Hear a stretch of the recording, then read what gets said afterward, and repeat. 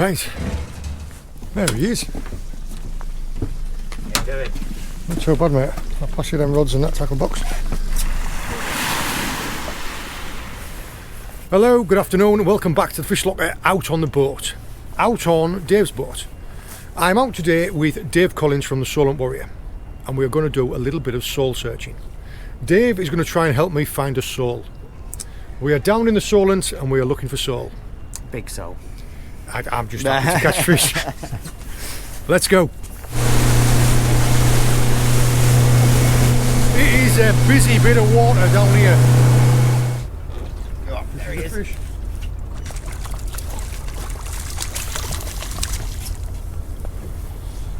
Yeah.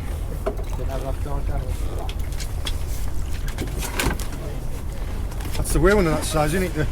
To do most of the fighting at the boat. Yeah. Be alright if it was 4 or 5 times bigger. Aye.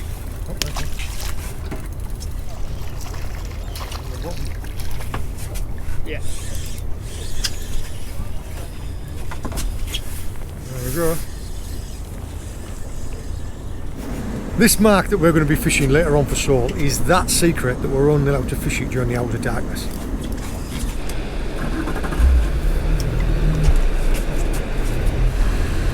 Like I say, it is a busy water around here.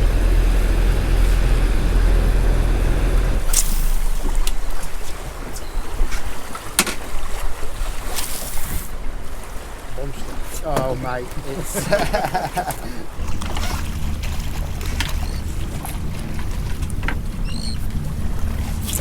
Yeah.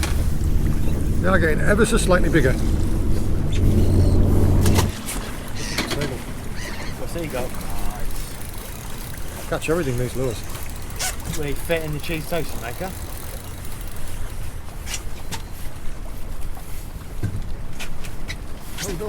Oh, that's what we're eating. Aha!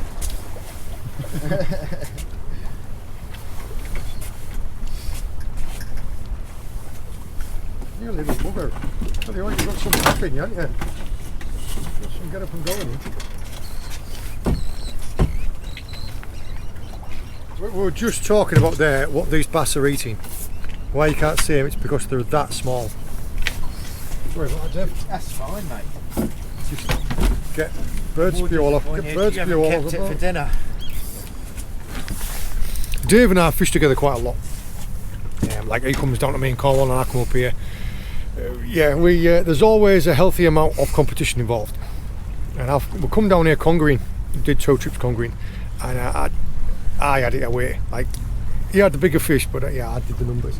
And then we went toping, and you had an absolute monster of a top. So I think you definitely won that one. Yeah. So it's all to play for. There is something about when you're not filming and you're not trying to consider everything going on for the camera. Lights, lenses, sound, everything. Exactly. Yeah. That extra 10% of your attention that's taken away by looking after a camera is the difference sometimes of having them fish.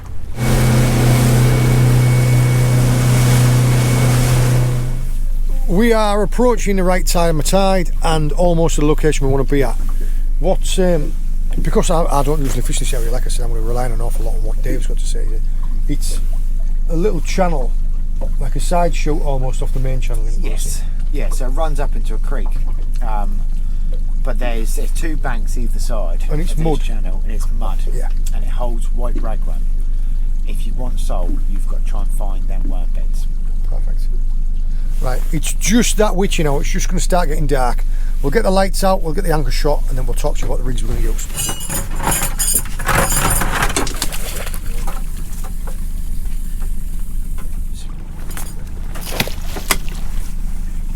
Teamwork. In case anyone's wondering, we are both wearing life jackets. This is mine around my waist. You can't see it because it's black on black. Yeah. We'll get all the lights out. We'll get all the rigs sorted and we'll talk you through the baits, the baiting up, the hooks, the rigs, everything. It's just going to get cold. I can just see that wind change there. There's just like a little bit of a chill in the air. I'm going to get my salopettes out as well, actually. I tell you what, I like that. I'm going to have to get them for my boat. We're just starting to set all the rigs and everything up. Now the tackle that I'm going to be using, it's just 2 spinning rods. and this is a slammer for 4,500, and that is a 7 to 40 gram spinning rod. It's just the same stuff that we're using for lure fishing. And the rigs and everything. Right, I'm going to get Dave to talk you through all of these because you. Right. So what we're going to do tonight as well is what I've done on my last video here. Is we're going to play 2 rigs off on each other and see what's working. So these are all from Rover's Tackle in Fareham, from Solent area. Just have a quick. Get yourself down there. These are weighted top and bottom with a wire boom. Now a lot of people think or say these wire booms create an electrical field which draw the fish in. I don't know. I will talk a little bit about that later because I do have a certain theory about that also, but more for elasma branches, Yeah. for rays, for sharks, for the ampullae and the silly. Yeah. Yeah. But there is some method to that madness there with that. We'll talk about that later. So these are weighted top and bottom, so it pins. Lead will go on the bottom here, and it'll pin the rig down. So these booms are sat flat on the surface on the seabed. Yeah, I've got you. So you'll have a lead holding it down here, Yeah. and a lead holding it down there. That's it. What we will do as well is we've got just one up, one down flapper rigs, which are exactly the same without the lead and without the bars on it. I was going to, in my mind as I was driving down here, I was thinking I'm going to try and fish a Wessex rig, which is just a one up, one down. It's just another name for it. So yeah. I had in my mind what I thought would work. But yeah, I'll be very interested to see what the difference is between these two. Looking at these are already pre-rigged. These hooks. What are they? They got like a size 4 and a straight J, like Aberdeen style. That's it. And are we going to be getting much tide here in this area? On the flood, no. When it's ebbing here, it can be evil. But on the flood, we'll only be having a little bit of tide. So what you're going to be using, like an ounce or two? Yeah, 2 ounce. Yeah, You've got your 1 ounce at your top, 2 ounce at your bottom. If I haven't got it weighted at the top, then I might go put a 3 ounce on. But we'll just adapt to whatever's happening with the top. I'm going to ask you what might seem like a daft question here. We're talking about flatfish in the mud. Yes. I would normally think that anything that they're going to be feeding on is going to be little. We talked about the white rag earlier. Yeah. It's going to be types of worm. It's going to be shellfish, so mussels, prawns, worms, that type of bait. That's it.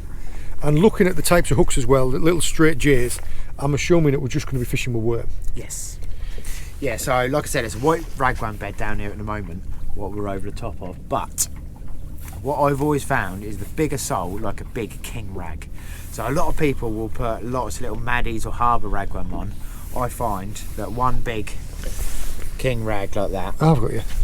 Just work. And there you go. That's and this is all from Rovers as well. Yes. I tell you what, the monsters in there, aren't they? Like flipping anacondas, them things. Yeah. The length of your forearm. Yeah. Amazing. Right, and like you say, you've got a bait up top and a bait down bottom. Awesome. Yeah. Right. Send it. I'm going to get baited up as well. I'm not going to catch now if I don't have a bait in the water. Being the type of person that I am, and knowing that we've got a little bit of a competition going here, I have tried to tweak what I'm doing slightly. We're saying that we're going to be running 2 rigs against each other. The ones with a weight on either end and like a 2 hook, a 1 up, 1 down. I have made my own Wessex rigs, and all it is it's just a bait above the weight and a bait below the weight. But what I have done slightly differently is these are glow in the dark. So I can show you. There. Yeah. It will be interesting because I've always considered glow beads for sole. I've never fished for sole like this, so I don't know, but I know that flounders are quite visual, and I was thinking flatfish being the same. I know flounders are slightly more predatory than dabs, but yeah, I figured I'd try it to see. If I catch some flounders on it, then I'll be like, yeah. If you catch all the sole and I don't catch any, I'll be like, if you start catching sole, you know you're gonna have to give me some. Yeah. But yeah, all these are here these are little tiny leads with a bit of glow in the dark, and I've got a glow in the dark lead on there.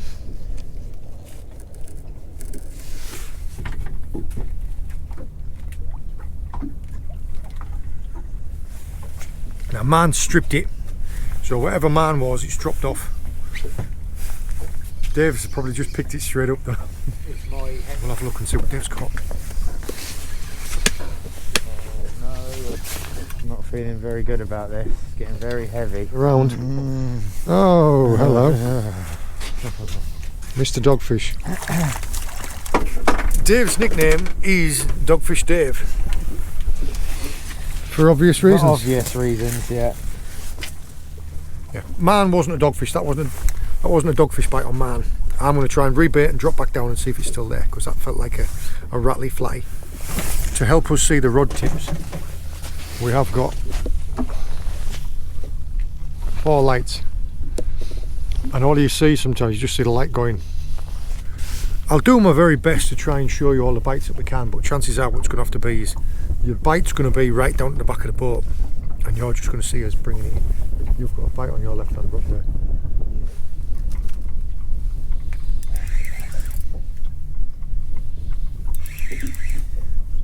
At the beginning of the tide on this mark, there always seems quite a lot of bass, and they can be quite decent size.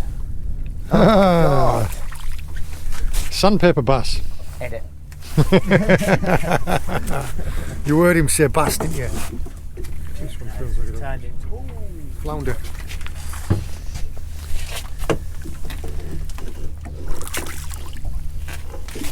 Nicely done. nice. Just lay her up flat on your hand for a second. Ah, yeah, lovely flounder. In fact, it's got a couple of place spots. That is. No, I would argue. I would argue as well. It's got the rough lateral line. Yeah. But it does have a couple of nodules up in its head, which is. The spots for me aren't strong enough, No. and the tail is quite thick, whereas It's definitely a flounder. place have a real dainty tail, don't they? I'd say it's Yeah. definitely a flounder, but it might even have a little bit of hybridisation. Hybrid in it, yeah, because I always go on the nodules on the head, and that's got a bony nodule there. But either way, Yeah, as you can see, it's a little bit of roughness yeah. straight down the lateral line. If the camera could zoom in a little bit, I don't know if it'd be able to pick it up, but that roughness is actually single scales. Yeah, I tell you what I'm going to do. I'm going to grab the other camera to try and show you that. But yeah, that's an interesting one, and first decent fish that's not a dogfish.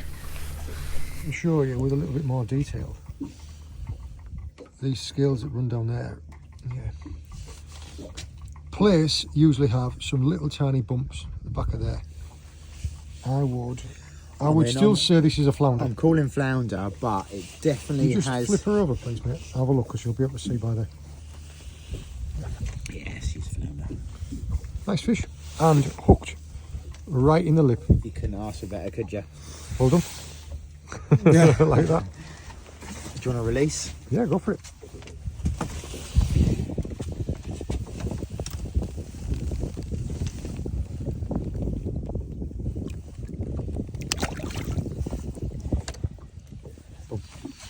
Well done.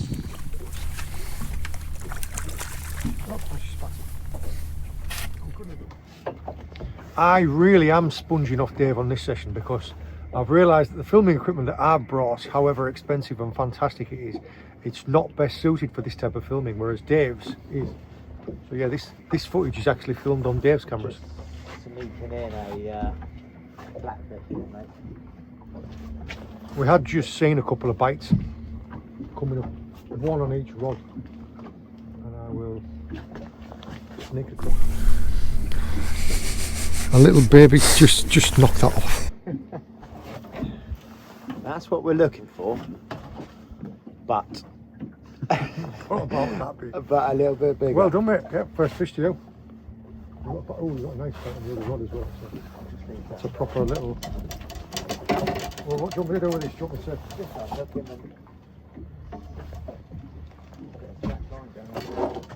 Yeah, it was a really nice bite. What you just had. It was a tangling little slipper. However slippery he is, a little tiny bit of markings on the underside. But yeah, a little baby sole. They have got quite an unusual. When we catch a larger one, I will show you, because they do have a very unusual mouth. There we go. Before I drop it, because they are slippery as anything. Yeah, they have got quite an unusual mouth, not like a flounder, because flounder's just got like an open mouth like that. These are like a. It'll make sense when I show you. just noticed there, we have had, I had a drop bite a minute, like right at the start. I've just had a drop bite on that rod, and you've had another one. Do you find you get quite a lot of drop bites when you're fishing for salt? Yes. So this particular area is going to hold good numbers of salt. A lot of them will be that size. Yeah. So we're using big king rag. So they'll be halfway through that worm before they've even found. And you'll find you'll still get a big bite like that, even off the tiny ones. Yeah, they're so strong for a little fish like that. And are we using the same? There's a couple of different things like give it line. That was a big bite. Give it line, give it time. I mean, when you get a bite, don't, unless the rod's going to be ripped out of your hand, don't be too quick to try and pull it straight in. Give it a little bit of line and give it a bit of time to let it properly get the hook in its mouth. Like when you're seeing these sole bites, these rattling bites, are you leaving it? Are you what you counting? Generally, I'll give them maybe another 2 foot line. Like I said, with these king rag, they could be halfway through that worm and thrashing around a little bit. So a couple of foot of line and maybe 10-15 seconds. Unless it's constantly going, then I'll pick it up and pull into it. I can still feel like a little tiny nudge on here. You can see the tip light here. Yeah, the bite, I don't know if you caught it, but it was a real strong bite.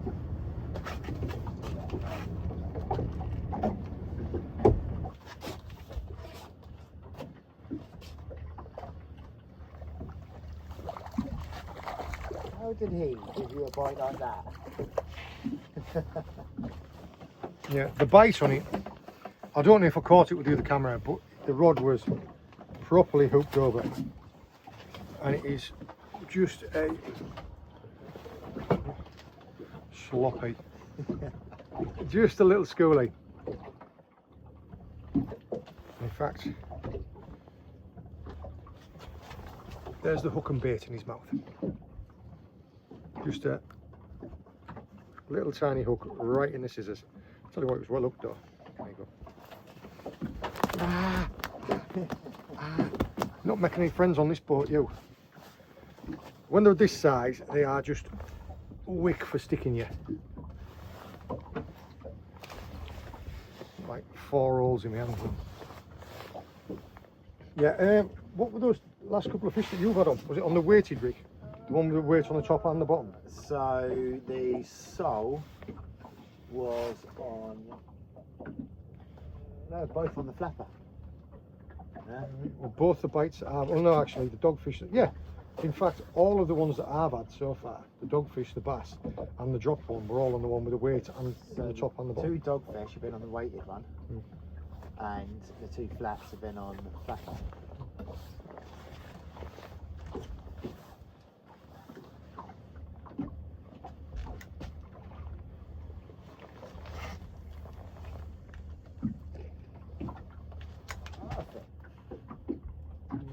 There's another screamer of a bite. It looks like a bass. I'm going to call bass on that. The bite looked like a bass. Yeah. Yeah, that's a bass. Is that what you're calling? You happy with that? I'm calling bass. The bite that you had off it was just like a schoolie wrap. Now we are ready just in case. No matter how many times you've done this, and you think, oh yeah, it's a pollock, it's a bass, it's a dogfish. There'll always be that one time when it'll catch you out. Schoolie bass. Well done.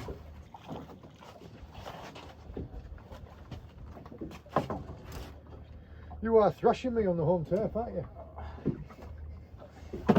Early days yet. It is early. We're going to be fishing till the early hours in the morning. Right. The tide has changed now, and it's going in a decent direction with wind as well. So that little channel that we were talking about is just down the back of there. So our baits are like on the edges and down into that little bit of a channel, just maybe 10-15 metres behind the boat. Oh, I'm not going to mess around with this too much. They're just like a little bar of soap with pins in when they're that size, aren't they? Yeah. I can't. You can't do it without getting on. Yeah. There we go. Little tiny school bass. Well done. I'm going to give it half an hour and I'm going to get some tea on for us. Weed fish.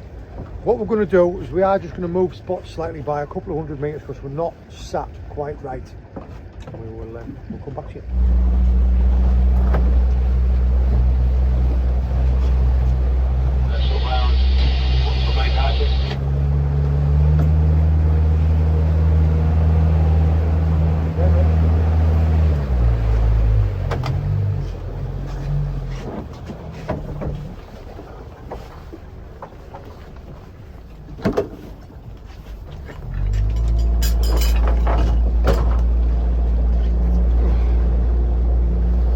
Reposition slightly, get the anchor shot back. We have had this anchor set for all of about 3 minutes, just enough time for us to recast all the rods. I've just rebaited one of mine and cast it out. And Dave has immediately had like a really good like bite. Well, it looked like a really good bite, but what it is in fact is a little bar of soap with pins in it. It is a beautiful little miniature bass. Not what we're after.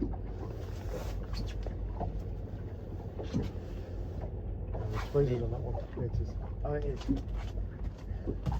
Dave's up again.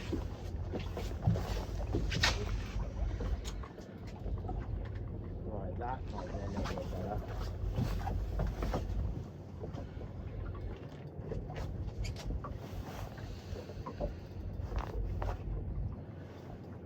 I've just been demoted to cameraman again. Yeah.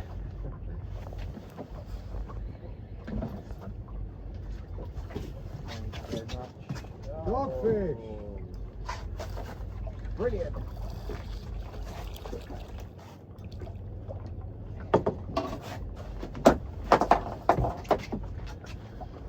There's been many a session, a really hard session, that's been saved by a dogfish. But when you're fishing for something like a sole, a dogfish is not a good thing to catch. You are absolutely thrashing me. Yeah. Need to pull my finger out. Thinking with my stomach, that's the problem. It's counterintuitive almost. The flatfish fishing that I've done in the past, on the beach, on the boat, up in the estuaries for things like dabs and flounder, is you don't leave a static bait. Like after a couple of seconds you'll give it a little bit of wind or a move, because the little disturbance of sand causes like a trigger. Whereas here now, and especially with having the leads on either end of the rig, they really do like a static bait. I've kind of said to myself, I was like, I don't deserve anything to eat yet until I've caught a proper fish. Yeah. So I've either really written myself off there. Yeah. Give it a little bit of line, give it a little bit of time. That was a nice little bite. Just torque that one onto the rod. Are you going hungry tonight or not?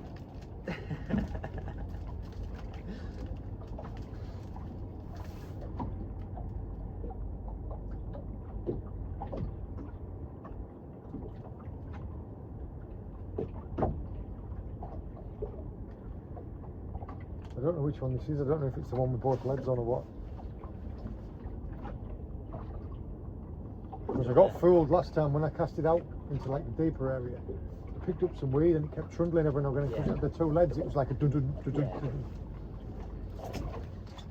dun. Something about fishing at night. Like fishing during the daytime, you have everything else to be looking at, like sat enjoying watching the birds flying around, or on a night you are like laser focused at those rod tips. The more you stare at them, did that one move? I swear that one moved. I remember like when I was younger, going roach fishing with like a waggler float. Yeah. And just staring at that float for that long that even when I closed my eyes I could still see it. Yeah. As if it had been burned to the back of my subconscious.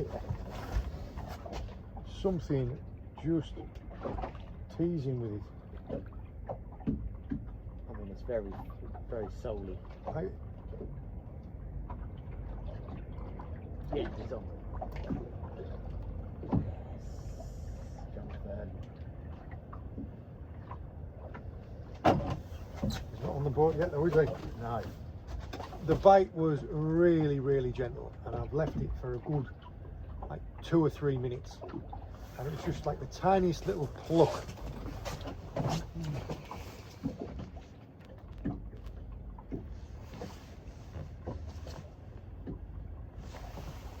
It does feel like a flatfish. Okay. Yeah, that's a flatfish. That looks like a sole. I'm gonna stand here. Yeah. It's going It's strong. Is it heavy? Yeah, well, it was then, yeah. It feels like it's either 2 or it's a double. Yeah. I'm gonna have the net. I'm not gonna touch the net until I've seen it. Big old fish. Don't panic, don't panic. I'm panicking. Right, I'm going to walk up front with you and you can just scoop it up from the back there. Oh. God. All the way through that, you didn't see, but I was like holding my breath. Tell you what, when I felt it digging back, I was like, that's the biggest one I've ever caught. I mean, I've caught one before and it was a fluke and it was about that big. That's the biggest one I've ever caught. It's they're blooming strong. They're so strong. So Well, strong. Mr. Collins, thank you very Well much. done. Yeah, it's yeah, they are flipping strong. I'm just gonna put the brighter light on for that. Yeah, there we go. Tell you what, sneak in there. That'll be a. You look like you're ready for a firing squad. Yeah, that is a really big sole. I am over the moon with that. And yet super strong. It would give a real good scrap on the way up. The bite was the tiniest little bite. That mouth that I was talking about, it's just like the weirdest little kind of lock and key that you can see there. Look. Keep talking for a sec, John. All right. It's walloped that hook down like this. We're going to be keeping this one. I mean, it has walloped the hook quite far down, so I'm not going to be able to unhook this one properly. But yeah, that is a little scrippy scrappy one. Right, let me just knock this one down here out of the way. There's bites going on the other rods as well. Yeah, so that move, that little location move that we're going to move a couple of 100 metres, but we're just looking at the charts and looking at where the tide was running on, it just didn't seem right. So definitely the idea to move was the right one. I've just dropped that sole down into a barrel of water here. Barrel being the Literally a barrel of water. That was actually, we were just talking about earlier, weren't we? That all of the flatfish should come on the flapper. Right. Yeah. That one wasn't. That one's on the weighted rig. Ooh. So that's kind of thrown it out. So whereas we thought we saw a pattern forming, that has just thrown it out because the largest sole so far came on one of the ones with a lead on the top and a lead on the bottom. The lead on the bottom is a glow-in-the-dark lead, and it did come on the bottom hook. So I don't know. That maybe needs a little bit more experimenting. But yes, I'm going to persevere. I'm currently in the process of not only unhooking that sole, trying to rig up another rig, and on my other rod we've had another really nice bite. So yeah, we do seem to have come into a nice part of the tide where the fish are either moving through. I mean, this is it. I'm purely speculating here because I've not done very much of this fishing before. Are these fish here all the time on this ground, or do they move through with the tide? Like when the tide's, I'm asking you this. Yeah. When the tide's flooding in, do they move in with the tide and they move back down? Or are they always here and they just feed on one part, or they feeding constantly, or what? I don't know, but the ebb just doesn't work here. But whether that's because of the strength of the tide when it's ebbing here. Right. Do you find you get more weed on one tide than the other? Yes, on the ebb. But I think that's because it picks it all up off the shallower ground when it floods, and then spits it all back out on the ebb. That would make sense because there'll be some ground that will dry out over low water. Oh yeah, yeah. Anyway, this is the little lead that I was using. A little glow-in-the-dark lead here.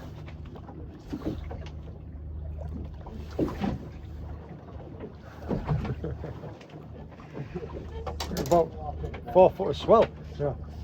This slop you see every now and again, like I said, this is a very busy water that we're fishing in down there. Well, you've got a big bite of that.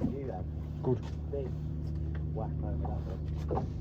Yeah, this is a busy water down here, and there's constantly tugs and tankers and everything else moving around.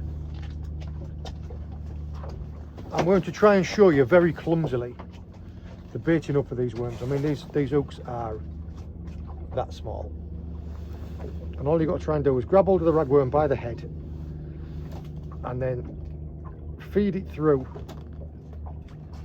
up the hook. And like I say, these are only small hooks. All I'm trying to do is I'm just trying to get enough worm up the hook that I can slide the head up past the eye of the hook and then pinch it off to give it a little bit. The reason why I don't want to leave loads of worm on there is because a fish could be pulling and pulling and pulling and never find the hook. Also, really short hook lengths on these booms, maybe 2 or 3 inches. Yeah. There you go, looks like.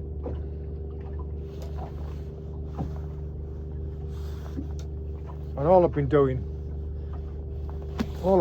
is been giving this little lead. Was it on the glowy lead? Yeah. Just been giving it a little blast so it glows in the dark. Whether or not that makes any difference, I do not know. If I catch another one now on this glowing lead, I'm going to say it absolutely makes a difference. But I do also find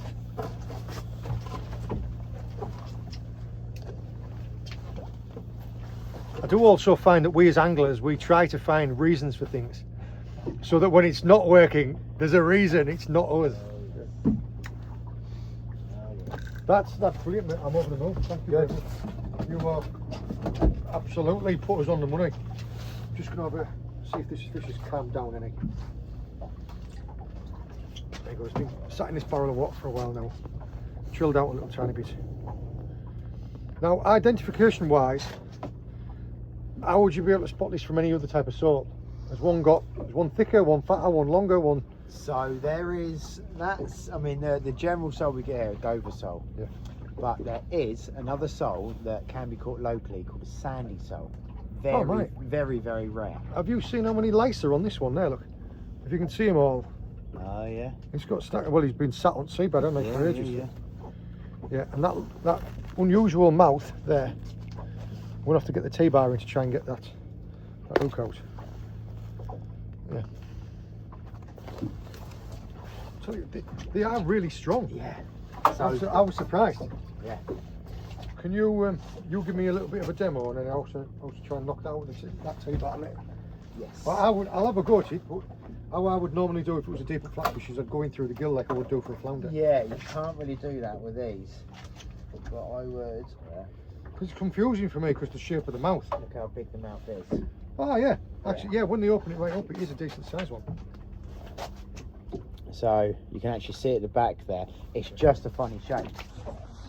I did actually eventually get it out with one of my homemade disgorgers, and I did it the normal way that I would do it with a flounder, being that you go in underneath the gill on the underside, wrap it round the line and pull it through. But because it was the first time that I'd ever done it with one of these large sole, I wasn't sure if it would work. But yes, it does. If we get another one, hopefully I'll be able to show you. But yeah, it just works with deep hook flatfish. In fact, I have a video teaching you how to use one of these homemade disgorgers to unhook deep hook flatfish. I'll tag it in here now. Are you very quietly sneaking out a fish there, are you? But yes, confusing. This just goes to show that I'm learning this as I'm doing this. The shape of that mouth, I thought it was like the whole shape, but when David showed me, then when it opens its mouth is actually quite wide. So I was able to put the disgorger through and pull the hook through. Every day is a school day. Oh. Going into that. Yeah, I was just going to say, it's cutting a lot of fish.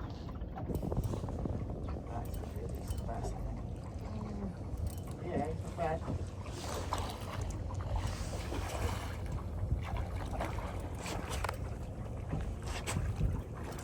Just Net job or?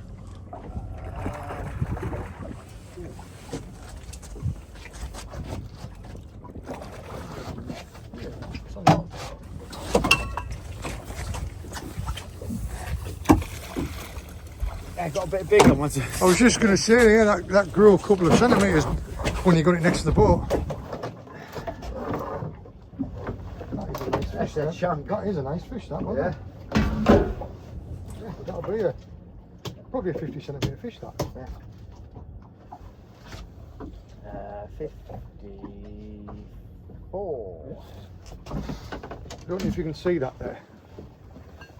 That hook, just in the corner. Well done. It's bent the hook even. Yeah, mate, that is a swimming bass. It's a nice fish, isn't it? I'll pop it down and I'll. It just goes to show us, yeah, not just the little tiny ones down there. Is that a good bite? Well, it's been rattling on this one for a while. This has been a dunk. I think it might have a soul on there. No.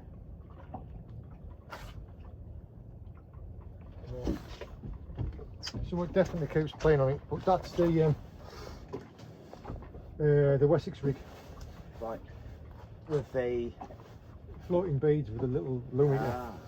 Oh yeah, it's going again there. Yeah. Are you sure you haven't got a soul on there? I don't think so. If I just want to see another soul here, so we can almost prove ourselves the justification for staying on this mark. Do you know what I mean? Yeah. Good.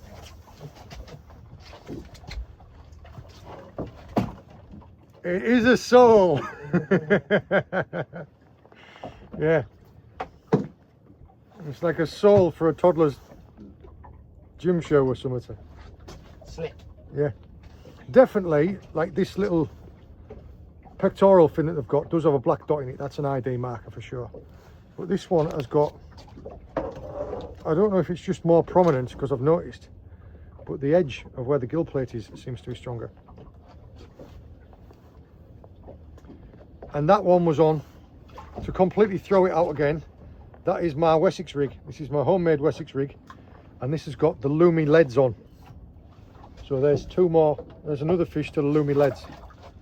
It's not a monster, but it's still a fish.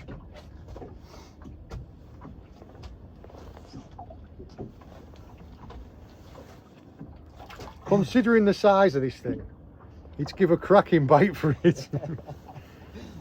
It might be bass trying to eat it. I don't know. Go ahead. Here you go. Right, I'm going to rebait this, chuck it out, and then I'm going to cook myself some food. Dave deserves some too. I'm going to cook us both some food. I'm in your way. I'm making a pig's ear of baiting up. I've stuck this hook in me about 3 times. Go. Go. This is me getting too eager. I've literally just hopscotched the rods because I've cast it over Dave. And I had my toe on the right and Dave had his on the left. And then Dave's rod's just got on the right and I've got to go pick it up because I thought it was mine. Unfortunately, it's not. This is kicking about a bit. What's this? Dogfish. No, sir. Well, you are without a doubt rushing me. On the dogs. Well, you can keep the dogs.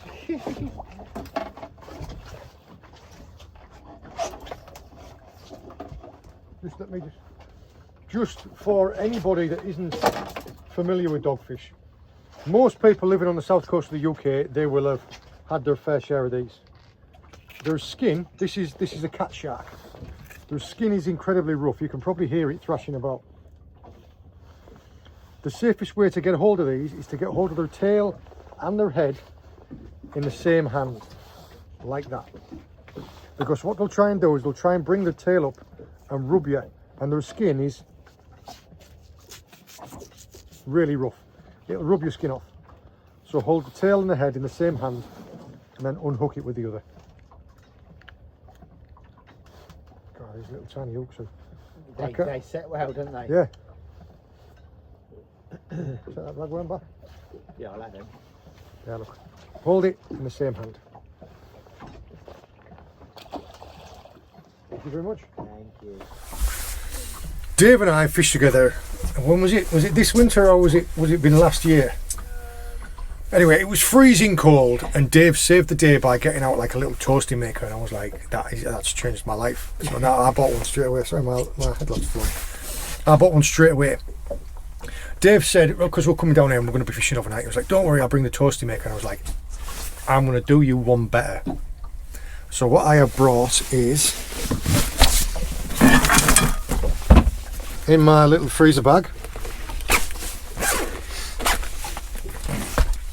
we have chocolate milks, we have steaks, we have peppers. So yeah, we're going to have steaks, peppers, and where is it? Oh! Slap your mama. Yeah. So yeah, we're going to have flatbreads with steak, peppers, and slap your mum with a little bit of butter, finished off with chocolate milk.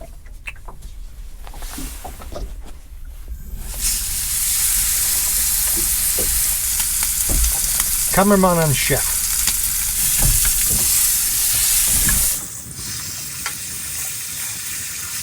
Crust on the edge. Do the 2 steaks, and then we'll get the peppers on. This man can come again. Like people who don't have a boat, and like, oh, what should I do to buy a boat? And I was like, the first thing you want to do is you want to make friends with someone with a boat, and then pay them handsomely to take you out and bring loads of food, and you'll always be asked back. And I mean, look at the pair of us, it doesn't look like we go short of a meal. Boy, John's cooking up a storm. We were a fish on that one. I've got something very small up in the shallows. Alright. Might be. It's definitely tilted flatfish. Is it on your rod or my rod? On mine. Oh, okay. Ah, we go back. When they're this small, they can feel like a flatfish because the tail beats on them are so quick. They kind of rap and rattle, don't they? Yeah.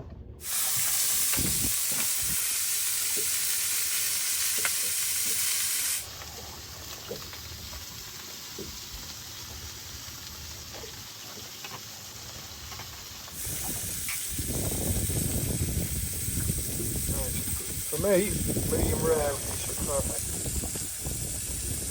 Steaks and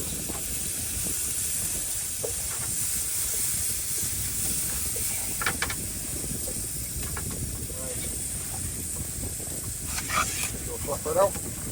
Right, we've got all 3 rods going off at the moment.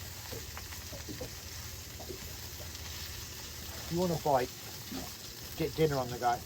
It's Tuesday though, ain't it? Yeah. This feels like a small bass.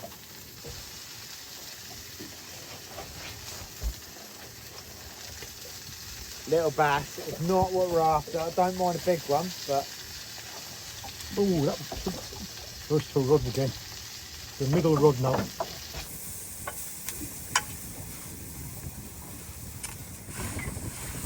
God, it smells special.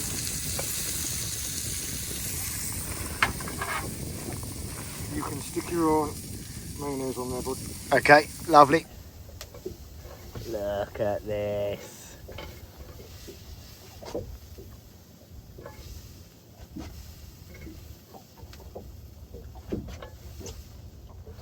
All we need now is a fish.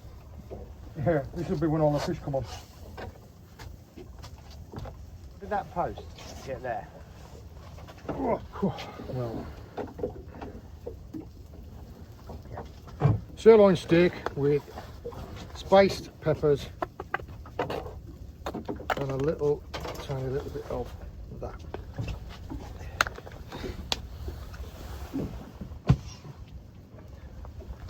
Hang on, come here, open up.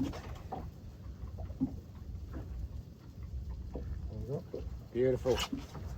You can't, this is James's favourite part as well, it's the gravy that comes out the steak.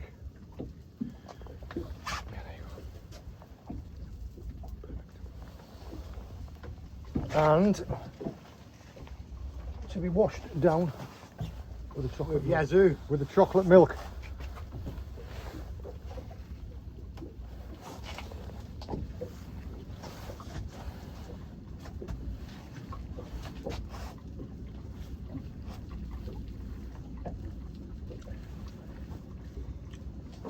I was quite happy just bringing cheese sandwiches on the boat. Ruined forever. Now I've got to bring sirloin steaks. It's like going cod fishing in Norway, isn't it? You'll never fish the same in the UK again. It was one of the things that I've learnt when we out in Canada fishing with the Fraser River Lodge. Now, not only is the scenery absolutely life-changing, and the fishing is out of this world. You're fishing for dinosaurs, monstrous great white sturgeon. Oh, that was a big bite. Very big bite. Middle rocks just appeared in the distance. But the guide, partway through the day, would get a stove out and would cook a full meal. Would do like ribs and steaks and Cajun prawns, and it just.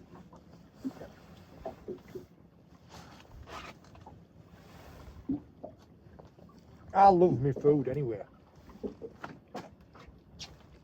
Well, that's my rod. I mean, if you're gonna do it. I'm there telling you. Whatever it is, it's still there, but it's tiny. Right. There you go. Brilliant. Finish up the rest of this food real quick before it goes cold. And we might on about moving back round, because the reason why we moved before is there was a little bit of like a slack area that pushed us off the mark. It's happened again. Probably going to move back. Just get some food down this first. I've still got a mouthful. Of food.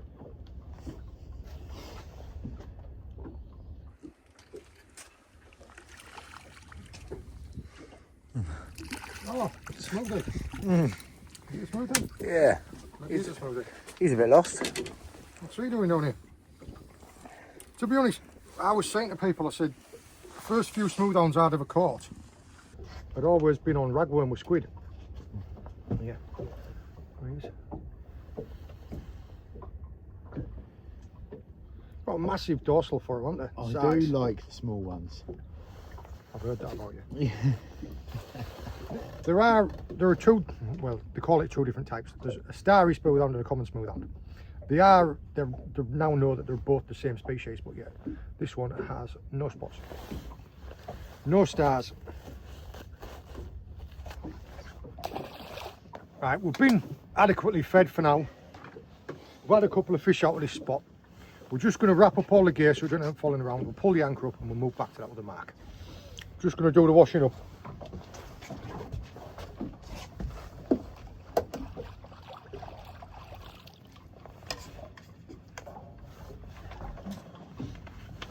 Done.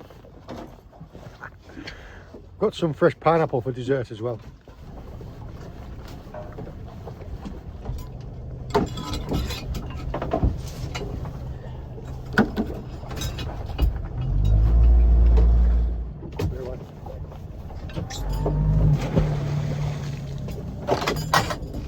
So we've moved back to the original mark now because that current seems to swirl around in here. See if we can't pluck out a couple more fish. We are going to be keeping those two fish. We're going to be keeping the larger sole and that really nice bass what Dave's caught there. I've covered this in several videos before, and it's about the humane dispatch and bleeding of fish. I don't show the dispatching in any of my videos because I understand that some of the viewers don't like to see it. If you want to know how we do it, Google ikajime, or aikajime, depending on your accent. So this bass has been in there, in all that water, in that barrel, and it's bled out. So when you take them fillets off now, there will be a nice pearly white. Bass has usually got a little tinge of pink to it, but much better quality meat. Yeah, that is my PB salt. That hook did go a little bit deep into it. Now, I toyed whether or not to keep it or not, and then just as it was, we kept it in the bucket to see if it would recover, because I kind of thought, yeah, I will. And it just wouldn't. So Dave's going to take that one home as well. Your missus doesn't actually eat fish, does she? No. So it just means that you're going to be eating like a king for the next 2 days. Yeah, well, the bass, the sole will get eaten tomorrow. Yeah. In fact, you know Dougal, don't you? Yeah. So he's a fishmonger. Okay. And I always eat my sole as fresh as I can. And he said, do me a favour, Dave, put it in the fridge for 5 days. And I was like, oh, I don't know. He's like, please trust me. He said, fill it off, get it on a plate every day, dab it dry, leave it in there for 4 to 5 days. And I was like, listen, Dougal, I said, this sounds mad, but I'm gonna do it. Completely different fish. I'll leave it up to you, however you want to do it, but I've countless times, like friends of Hannah's, friends of our friends, we've kind of said, oh, you catch a lot of fish, can we have some fresh fish off you? And I give them fresh fish and they're like, doesn't taste very fishy. No, and like, that's because it's fresh, that's because what you've got is 4 or 5 hours out of the ocean, not the stuff that you're picking up that's 4 or 5 days, if not a week out of the ocean. That's unusual. I do know that fish comes off the bone better after a day or two. So like codlins sometimes. This was fillets, so it's not on the bone, but a lot sweeter, a lot sweeter. When I was saying about coming off the bone, there was old boys when we used to go out catching codlins up in Whitbreak, and I used to fillet them on the way in, and they'd leave them all in the sack, and I was thinking, what are you doing there? And he said they'd leave them until the following morning, until rigor mortis had worn off again, and they said that they come off the bones easier. Screwly bass. How are they fighting that hard? Fired up, aren't they? That rod. Yeah.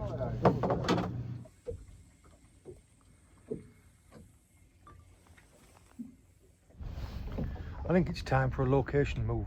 We aren't quite sure where we're going to go yet. This wind just will not pick a direction it wants to go at, and it just keeps spinning us round. So yeah, we're potentially going to go and fish like a completely different mark, maybe a mile away. Or we might try and nudge further up inside of this creek. Give it a go. We're committed to the move now. That was disappointing. I just picked up the rod to try and bring it in, and it was a proper, like a sole, like a proper flatty rattle. Yeah, it's dropped off on the way up. Hauling and shooting the anchor are the two most dangerous times about this type of fishing. What we're going to do here is Dave's on the controls, and I reach over and hold the rope so that we know that it's not going to go into the prop. And as he steams away, we're watching the boy. Where you go?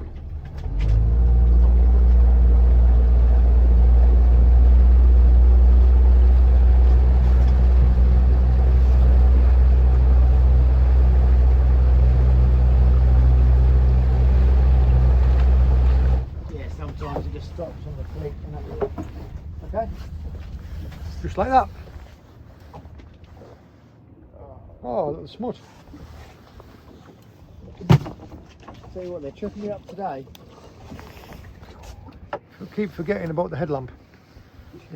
Another little smooth hound, but this one, I don't know if you can see, has got very faint stars on there. So this is the starry version.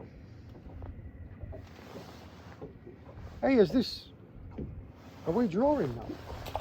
I don't know if I've had 2 or 3 bass. I think you've had the biggest bass, I've had the biggest sole. We've both caught a smooth hound.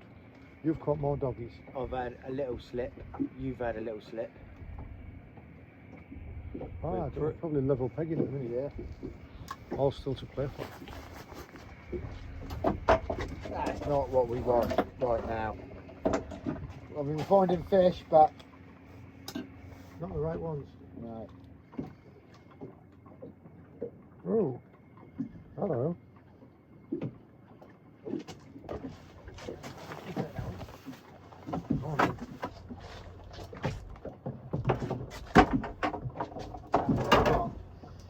Dogfish double up. That's what we signed up for. That must almost be like a defence mechanism.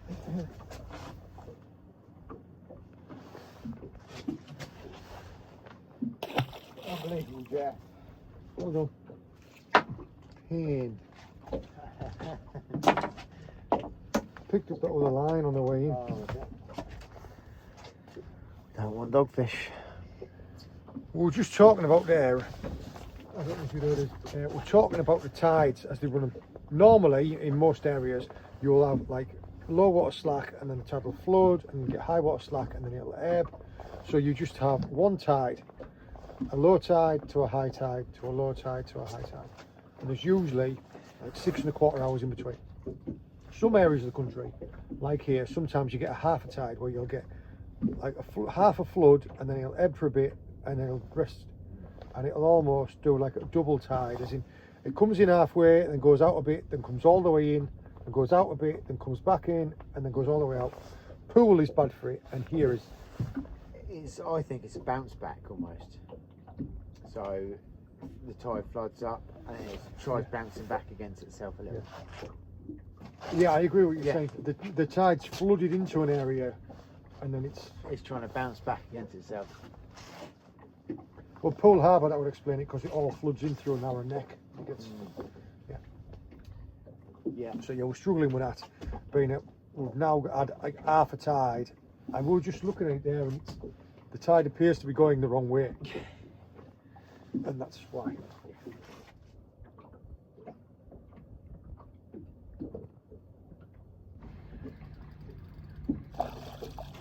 That one. Oh, there is. My line. I don't think it can be salvaged. That rig of Dave's now is in about 6 pieces here. I've just been cutting the braid up. Sorry, cutting all the mon up to get the braid out, and I've just been handballing it a little bit and then put it to the rod tip, and there's a fish on it. I'm going to give you an option.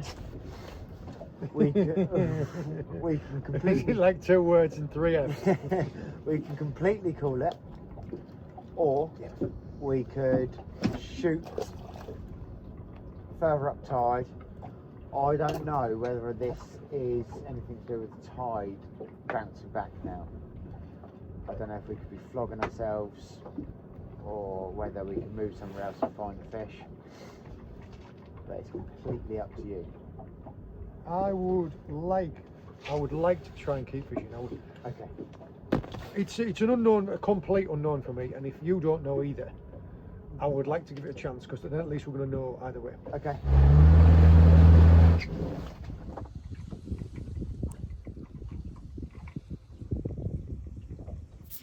Clean that camera. There we go. I don't know if it's still on. Oh, I don't know if it's still on. shush. It shook its head to start with, and it hasn't done anything since. It was a proper That was bite. a wasn't it? proper bite. What is going on? Do you think it could be squid? Possibly. Where's the line? That's had an eel That's on in it. here, yeah. Yeah. I said A snotty or something on. it's not on there, yeah. Yeah, that explains that. It's twisted itself off on it. Span right up and coiled itself into a ball. Yeah. So that's probably had a European eel on it, just Well, yeah, look at it there. yeah. There you go. Yeah, just spinning up. Well, that explains it as well, because they've been sat there, it's been chewing and chewing, it's just spun itself and Yeah. popped off. Yeah. As Dave's just said, yeah, them eels are very good at it. What they do is they tie a knot in the end of their tail and then work it all the way up, so it tightens around and pulls the hook out themselves. They're quite clever, but also at the same time frustrating. I do believe that what we're going to have to do is, because it's cold and it's late and we're a little bit despondent at the lack of fish, is we are probably going to call it, I mean, at least the wind's dropped off. Yeah. We're probably going to call it in the next 10 or 15 minutes. Just enough time to pull one more fish out, hopefully. The biggest dogfish of the day. Oh no. I mean, if it ain't just a dogfish, it was born today. Practically still got the egg sac on it, this thing. I didn't even realise they came that small. Took drag and everything. It did look like a good fight. Look at that. Yeah, if you lean right back. It's a sea angler double figure bullus. Yeah. Yeah, that is the tiniest little baby. See how its eyes are shining back. Let's go. That is a tiny, tiny dogfish. I do remember you finding them hatchlings on the beach. Yeah, those were baby bullets. They bullhuss, not Yeah. dogfish. Yeah, they're literally hatching on the beach. Yeah, that was wild. That we were. It was on a foraging video when I was out with Hannah and James, and because we had we had a big spring tide, but there was a lot of air pressure as well, and an increase in air pressure. Anything over 1036 forces it out. Every 10 millibars above 1036 forces it out 10 centimeters. Right. So if you get like 1056, Yeah. it goes out an extra 20 centimeters. Oh, okay. These dogfish eggs, these bullhuss eggs, because there was usually underneath 10 centimeters of water, the extra air pressure had forced the tide out. They were all stranded. So these little hatchlings are crawling out of the Percy's and trying to make their way back to the ocean. We found out they were all about literally that thick. All in it. Let's get packed up. Let's get back to the get back to the digs really, get back to the van. Yeah. Back to the van.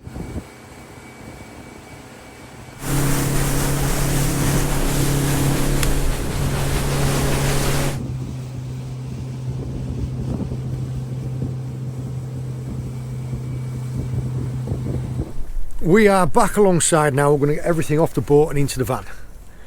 I aren't entirely sure who is winning. You definitely caught more dogfish. I think we're level pegging. We both caught one smoothhound each. You caught a bigger bass. I caught a bigger sole. I did catch a conger. Yeah. I've won!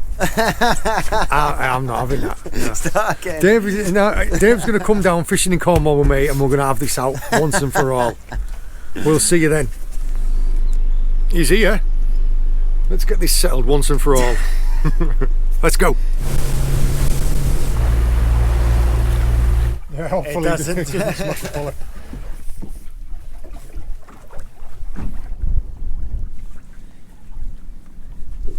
Did a good job there, Dave. We are finished. We are just tidying down, getting ready to go back in now. If you want to see how this session went on, you'll have to watch it on Dave's channel. But it was close. It wasn't. The winner absolutely thrashed the other person. But you won't know who it was until you watch Dave's video. I hope you enjoyed joining us. I hope you found it interesting. All the very best. See you later. If you enjoyed this video, make sure to check out the Fish Locker YouTube channel, where we have hundreds of videos from our adventures just like this one. We upload new videos every Sunday evening, so don't forget to click subscribe and we'll see you on the next one. Let's go.